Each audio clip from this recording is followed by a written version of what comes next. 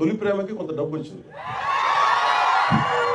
ఇప్పుడు పుస్తకాలు చూసేవాడిని, కానీ నేను కోరుకున్న దానికి ₹1,00,000. మీరు ఊహించుకుంటే నా రెమ్యూనరేషన్ 15 లక్షలు అంటే నేను ₹1,00,000 పుస్తకం, 1,00,000 2 లక్షలు పుస్తకాలు కొనుక్కున్నాను.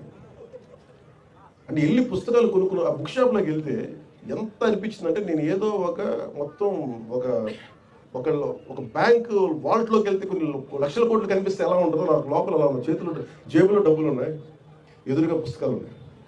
ఒక్కొక్క పుస్తకాన్ని నాకు నచ్చిన పుస్తకం కొనుక్కొని రూమ్లో పెట్టుకొని ఒక 3 రోజులు నిద్రపోలేదు. అది చూస్తా ఉన్నాను, కొంచెం చదువుకుంటా ఉన్నాను. మళ్ళీ ఆ పుస్తకం తీసాను, కక్కుర్తి, ఆతృత, ఇది చదివేయాలి, అది చదివేయాలి.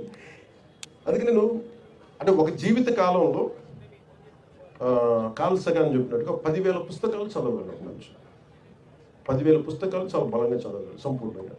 ఆ 10,000 పుస్తకాలు ఎలా చదవాలి అనేది మనం ఒక స్ట్రాటజీతో నిర్ణయించుకోవాలి.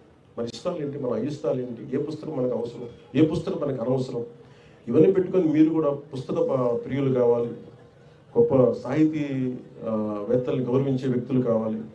మీరు తెలుగు భాషని